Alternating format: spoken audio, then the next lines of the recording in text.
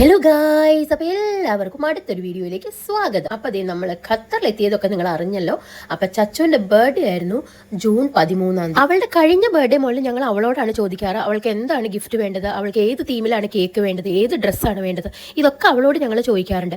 ഈ തവണ അവൾ പറഞ്ഞു അവൾക്ക് എൽസയുടെ തീമിലുള്ള കേക്കും ഡ്രസ്സുമാണ് വേണ്ടത്. അപ്പോൾ നമ്മൾ ഡ്രസ്സ് മേടിച്ചത് ടെമൂന്നായിരുന്നു. അവൾ തന്നെ സെലക്ട് ചെയ്ത ഡ്രസ്സാണ് അവൾക്ക് മേടിച്ചത്. അതേപോലെ തന്നെ അതിൻ്റെ ഡെക്കറേഷനും അതിൽ നിന്ന് തന്നെയാണ് വാങ്ങിച്ചത്. പിന്നെ അവൾ നേരത്തെ പറഞ്ഞിരുന്നു അവൾക്ക് വേണ്ടത് പിയാനോ ആണെന്ന് പറഞ്ഞു. അപ്പോൾ അവൾക്ക് ഇഷ്ടപ്പെട്ട പിയാനോ മേടിക്കാനായിരുന്നു നമ്മൾ പോയത് കടയിൽ. അതൊക്കെ മേടിച്ചു കൊടുത്ത് 12 മണി ആയപ്പോഴത്തേക്കും ഞങ്ങൾ അവൾക്ക് സർപ്രൈസ് ആയിട്ട് ഇതങ്ങ് കൊടുക്കാമെന്ന് വിചാരിച്ചു അവളെ. അപ്പോൾ അതുകൊണ്ട് നമ്മൾ ഡെക്കറേഷൻ കുറച്ച് കഴിഞ്ഞെടുത്ത് നിർത്തിയിട്ട് അവളോട് കണ്ണടച്ച് നിൽക്കാൻ നമ്മൾ പറഞ്ഞു. അവൾ കുറച്ച് കള്ളത്തരമൊക്കെ കാണിക്കാൻ നോക്കി, കണ്ണൊക്കെ തുറന്ന്. അവൾക്കറിയാം സംഭവം എന്താണെന്നുള്ളതും. എന്നാലും അവളിങ്ങനെ നമുക്ക് കൊടുക്കുമ്പോൾ ഒരു സന്തോഷം. ഇതാണ് അവൾക്ക് ഞങ്ങൾ വാങ്ങിച്ച പിയാനോ. അവളുടെ സന്തോഷം കണ്ട് ആ പിയാനോ കിട്ടിയപ്പോൾ അവൾ വെയിറ്റ് ചെയ്തിരിക്കുകയായിരുന്നു അതൊന്ന് തുറന്ന് അവൾക്ക് വായിച്ച് നോക്കാനായിട്ട്. നമ്മളും അവളുടെ ആ ഒരു ഹാപ്പിനെസ് കിട്ടാൻ വേണ്ടിയിട്ടാണ് അവളോട് ചോദിച്ച് അവൾക്ക് ഇഷ്ടപ്പെട്ട സാധനങ്ങൾ നമ്മൾ വാങ്ങിച്ചു കൊടുക്കുന്നത്. കാരണം നമ്മൾ എന്തെങ്കിലും വാങ്ങിച്ചിട്ട് അത് അവൾക്ക് ഇഷ്ടപ്പെട്ടില്ലെങ്കിൽ അത് വെറുതെ ആയി പോയില്ലേ. അപ്പോൾ അതിലും നല്ലത് അവൾക്ക് ഇഷ്ടപ്പെട്ടത് അവൾക്ക് വാങ്ങിച്ചു കൊടുക്കുമ്പോൾ അവൾക്ക് കിട്ടുന്ന ആ ഒരു സന്തോഷം ഉണ്ടല്ലോ, അത് കാണുമ്പോൾ നമുക്കൊരു സന്തോഷം.